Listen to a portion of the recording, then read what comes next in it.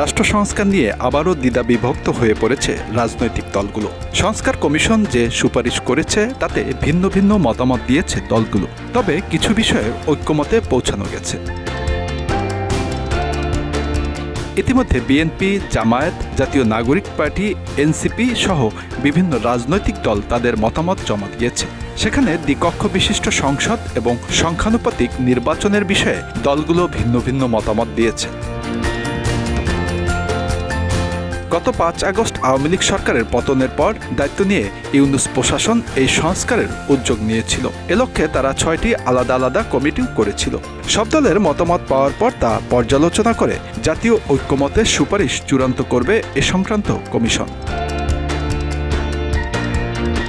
জমা দেওয়া দলীয় মতামতে বেশ কিছু বিষয়ে দ্বিমত প্রকাশ করেছে বিএনপি। ঐক্যমত কমিশনের সুপারিশে ১৯৭১ সাল এবং ২০২৪ সালকে এক কাতারে আনার বিষয়ে বিএনপি ভিন্নমত পোষণ করেছে। এছাড়া রাষ্ট্রীয় নাম পরিবর্তনের প্রস্তাবেও সায় দেয়নি দলটি।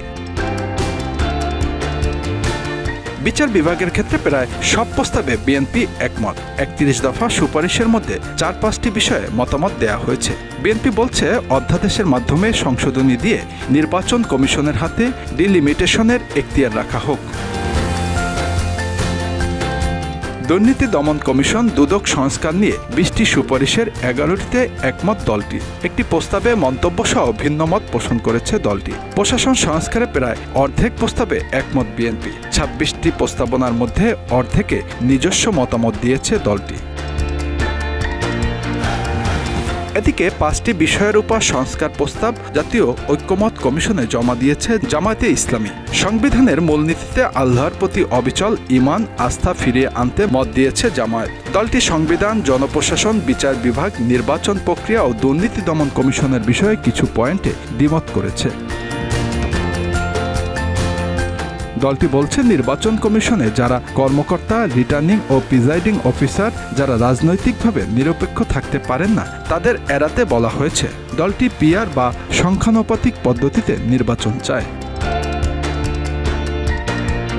সংবিধানে সাম্য, গণতন্ত্র, মানবিক মর্যাদা, সামাজিক সুবিচার বহাল রাখার পক্ষে মত দিয়েছেন জামায়াত। ন্যাশনাল কনস্টিটিউশনাল কাউন্সিলের সঙ্গে সম্পূর্ণ একমত নয় দলটি। দ্বিকক্ষ বিশিষ্ট পার্লামেন্টের সঙ্গে একমত হলেও পুরোপুরি একমত নয় দলটি। তারা এ বিষয়ে বিস্তারিত মতামত দিয়েছে। সংবিধানের ৭০ অনুচ্ছেদ নিয়ে জামায়াত আস্থা ভোট, বাজেট সম্পর্কে ৭০ অনুচ্ছেদ অনুযায়ী কিভাবে দায়িত্ব পালন করবে সে ব্যাপারে মতামত দিয়েছে। জামায়াত জাতীয় নির্বাচনের আগে গণপরিষদ নির্বাচন চায় না। ওদিকে রাষ্ট্র সংস্কার প্রশ্নে নিজেদের মতামত জানানোর পাশাপাশি ঐক্যমত কমিশনের কাছে ৩টি বিষয় জানতে চেয়েছে জাতীয় নাগরিক পার্টি এনসিপি। কমিশনের ১৬৬টি সুপারিশের মধ্যে ১৩৩টির পক্ষে মত দিয়েছে দলটি। ২৯টি প্রস্তাবে আংশিকভাবে একমত এবং ২২টি প্রস্তাবের বিষয়ে দ্বিমত প্রকাশ করে দলটি। পুলিশ সংস্কার কমিশন ও স্থানীয় সরকার কমিশনের সুপারিশ রাজনৈতিক দলগুলোর কাছে না পাঠানোর কারণও জানতে চেয়েছে এনসিপি। দলটি দ্বিকক্ষ বিশিষ্ট সংসদের বিষয়ে একমত পোষণ করেছে, তবে তারা বলছে নির্বাচনের আগেই উচ্চকক্ষের প্রার্থী কারা তা দলগুলোকে ঘোষণা করতে হবে।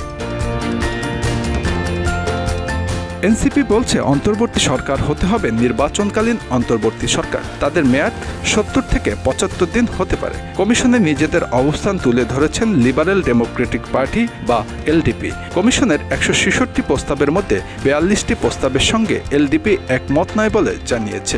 ২টি প্রস্তাবের সঙ্গে আংশিকভাবে একমত। এদিকে খেলাফত মজলিস গণপরিষদের পক্ষে নয়। তারা ৪০০ আসনে নারীদের সরাসরি ভোটে নির্বাচনের প্রস্তাব দেয়। সংসদের মেয়াদ তারা ৫ বছর চায়। এছাড়া উচ্চকক্ষে সিনেটে সংখ্যালঘুদের ১% ভোটের ভিত্তিতে আসন বন্টনের মতামত দিয়েছে। সংবিধানে মহান আল্লাহর প্রতি আস্থা বিশ্বাস রাখতে মতামত দিয়েছে দলটি। লেবার পার্টি ১৪৭টি সুপারিশে একমত হয়েছে। ৭টিতে মতপার্থক্য আছে বলে জানিয়েছে। ১২টিতে আংশিকভাবে সম্মত হয়েছে। দ্বিকক্ষ বিশিষ্ট পার্লামেন্টের পক্ষে মত দিলেও দেশকে ৪টি প্রদেশে ভাগ করার বিপক্ষে মত দেওয়া হয়েছে। জরুরি ভিত্তিতে নির্বাচন ব্যবস্থা সংস্কার প্রস্তাব দিয়েছে বাংলাদেশ কমিউনিস্ট পার্টি সিপিবি। সংস্কার কমিশনের প্রস্তাব জমা দিয়েছে Jamiate Ulama Islam Bangladesh, AB Party, Zaker Party, Bhasani অনুসারী পরিষদ, এনডিএম ও আমজনতার দলসহ আরও কয়েকটি দল। এসব দলও নিজস্ব মতামত তুলে দিয়েছে কমিশনের হাতে। Bangla affairs news desk.